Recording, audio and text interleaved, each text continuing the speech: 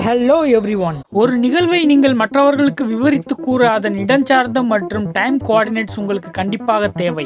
இரண்டில் ஒன்றை அதிலிருந்து நீக்கிவிட்டால் அந்த நிகழ்வை பற்றி விவரிப்பதில் எந்த ஒரு அர்த்தமும் இல்லை. குறிப்பாக இதை பற்றி தான் நாம் இந்த வீடியோவில் டிஸ்கஸ் பண்ண போகிறோம். இதை பற்றி தெளிவாக கூற வேண்டும் என்றால் டைம் என்பது தோன்றுவதற்கு முன்பாகவே இந்த யூனிவர்ஸ் தோன்றிவிட்டது.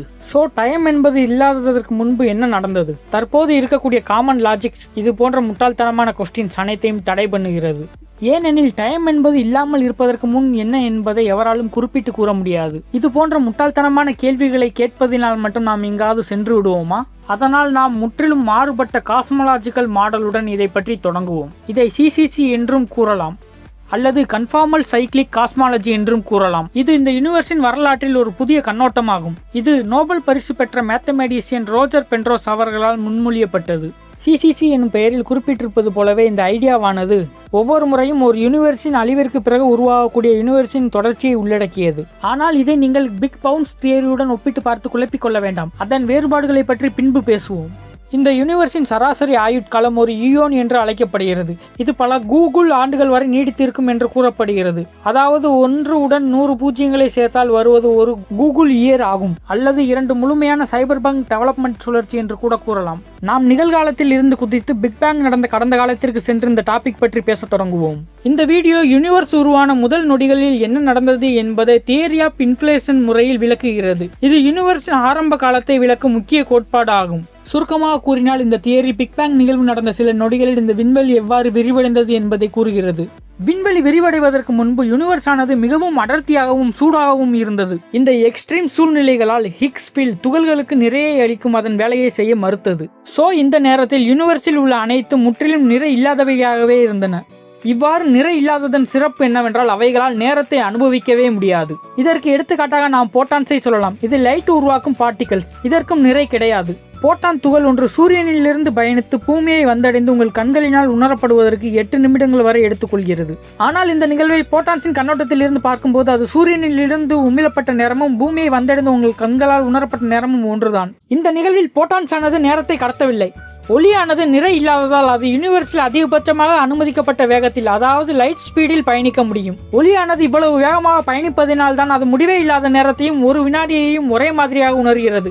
எனவே இதை சுருக்கமாக கூற வேண்டுமென்றால் ஆரம்பத்தில் யூனிவர்ஸ் ஆனது சூடான மற்றும் அடர்த்தியான இடத்தை பெற்றிருந்ததால் அங்கு இருந்த பொருள்கள் அனைத்தும் நிறையற்று இருந்தன. எனவே அங்கு நேரம் என்பது இல்லாமலே இருந்தது. தற்போது நாம் கடந்த காலத்தில் இருந்து ஜம்ப் பண்ணி எதிர்காலத்திற்கு சென்று விடுவோம்.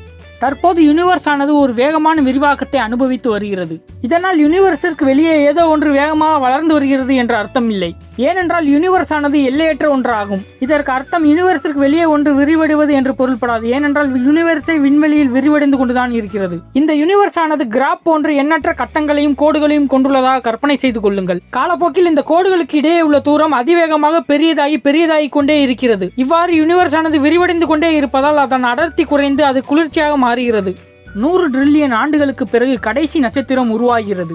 100 குவிண்டில்லியன் ஆண்டுகளுக்கு பிறகு இறந்த நட்சத்திரங்களில் எஞ்சி இருப்பவை பிளாக் ஹோல்ஸில் விழுகின்றன. அங்கு வெறுமையான இடத்தில் மிதந்து கொண்டிருக்கின்றன. 10⁻40 ஆண்டுகளுக்கு பிறகு பிளாக் ஹோல்ஸ் மட்டுமே நிறையை பெற்றிருக்கும். மற்றும் சைக்கிளிக் காஸ்மாலஜிக் மாடலுக்கு நிறை மிகவும் முக்கியமானதாகும். ஐன்ஸ்டீனின் ஃபேமஸ் ஈக்குவேஷனில் இருந்து நமக்கு தெரிந்திருப்பது என்னவென்றால் E=mc², அல்லது இதை m=E/c² என்றும் கூறலாம். இதில் மாஸ் என்பது எனர்ஜிக்கு சமம். மேலும் பிளாங்க்ஸ் ஈக்குவேஷன் E=h×ஃப்ரீக்வன்சி. இதில் h என்பது பிளாங்க்ஸ் கான்ஸ்டன்ட் ஆகும். இந்த 2 ஈக்குவேஷன்ஸில் இருந்து எனர்ஜி மற்றும் ஃப்ரீக்வன்சி இரண்டும் சமம் என்று தெரிய வருகிறது. எனவே அந்த 2 ஈக்குவேஷன்ஸையும் இணைத்து சமன் செய்து மாஸ் மற்றும் ஃப்ரீக்வன்சிக்கு இடையே உள்ள சமநிலையை பெறலாம். இந்த யூனிவர்ஸில் உள்ள எந்த ஒரு பொருளாக இருந்தாலும் அதன் வேவ் மற்றும் பார்ட்டிகல் போன்ற 2 தன்மைகளையும் கருத்தில் கொண்டு நிறையை பெற்றுள்ள அனைத்து பொருள்களும் அதிர்வெண்ணையும் பெற்றுள்ளது. இவ்வாறு அதிர்வெண்ணை பெற்றுள்ள அனைத்து பொருள்களும் தனிச்சையான பண்புகளை கொண்டுள்ளது. இதை எளிமையாக அனைவருக்கும் புரியும்படி கூற வேண்டுமென்றால் அதிர்வெண்ணை கொண்டுள்ள அனைத்து பொருள்களும் கடிகாரத்தை போன்று நேரத்தை ஸ்பேஸை கொண்டு அளவிடுகின்றன.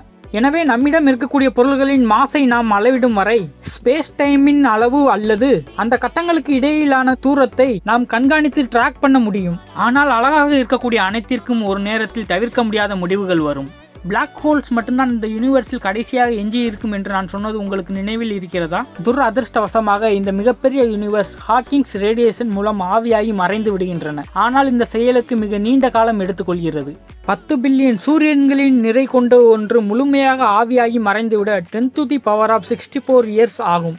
மேலும் மிகப்பெரிய அளவிலான சூப்பர் மேசிவ் பிளாக் ஹோல்ஸ் ஆவியாகி முழுவதுமாக மறைந்துவிட பல கூகுள் இயர்ஸ் ஆகும். பிளாக் ஹோல்ஸ் ஆனது ஹாக்கிங் ரேடியேஷனால் முற்றிலும் ஆவியாவதால் அங்கு நிறை என்பது இல்லாமல் போகிறது. அதனால் தான் நான் ஒரு ஈயான் காலத்தின் ஆயுளை விவரிக்க அந்த எண்ணை பயன்படுத்தினேன். நிறை என்பது இல்லாமல் நீங்கள் இந்த யூனிவர்ஸின் அளவை ட்ராக் பண்ண முடியாது.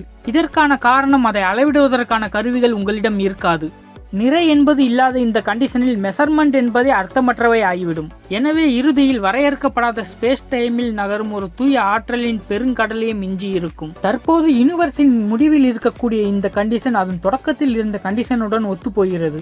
தற்போது மீண்டும் நிறையானது ஆற்றலில் இருந்து உருவாக தொடங்கலாம். இது ஸ்பேஸ் டைமை விரிவடைய செய்து அடுத்த ஈயானை தொடங்கும் ஒரு பிக் பேங் நிகழ்வு நடக்கிறது. இந்த சுழற்சி அப்படியே தொடர்கிறது. இருப்பினும் இந்த மாடலில் சில ப்ராப்ளம்ஸும் இருக்கிறது. முதலாவதாக தொலைதூர எதிர்காலத்தில் இருக்கக்கூடிய எலக்ட்ரான்ஸ்கள் அழிந்துவிடும் என்று கருதப்படுகிறது. பிளாக் ஹோல்ஸை தவிர எலக்ட்ரான்ஸ்கள் மட்டுமே நிறைய எடுத்து செல்லும் தன்மை உடையது. மேலும் மெக்கான்கள் ஒன்றிலிருந்து மற்றொன்றிற்கு தாவுவதால் தகவல் இழப்பு மற்றும் தெர்மோடைனமிக்ஸின் விதிகளை மீறுவதாக வழிவகுக்கிறது. தகவல் மற்றும் தெர்மோடைனமிக்ஸ் லா ஸ்டாண்டர்ட் பிசிக்ஸ் மாடலுக்கு மிகவும் முக்கியமானவை. இந்த குறைபாடுகள் காரணமாகவே இந்த மாதிரியானது காஸ்மோலாஜிக்கல் கம்யூனிட்டியில் மிகவும் பிரபலமானதாக இல்லை. இதை எழுதிய சொந்த ஆத்தர் கூட இதை முதலில் வெளியிட்ட போது மூர்க்கத்தனம் என்று அழைத்தார். ஆனால் குவாண்டம் மெக்கானிக்ஸ் மற்றும் ஜெனரல் ரிலேட்டிவிட்டி இவை கண்டுபிடிக்கப்பட்டவுடன் நவீன இயற்பியலுக்கான 2 முக்கியமான கோட்பாடுகளாக கருதப்பட்டது. இறுதியில் ஒரு முடிவற்ற சுழற்சியில் தோன்றி மறையும் யூனிவர்ஸ் பற்றிய கருத்து முற்றிலும் தவறானதாக கூட மாறலாம். எப்படி இருந்தாலும் பிக் பேங்கிற்கு முன்பு என்ன நடந்திருக்கக்கூடும் என்பது பற்றிய இந்த கருத்து இன்னும் பல புதிய சிந்தனைகள் வருவதற்கும் புதிய கண்டுபிடிப்புகள் கண்டுபிடிப்பதற்கும் வழிவகுக்கும்.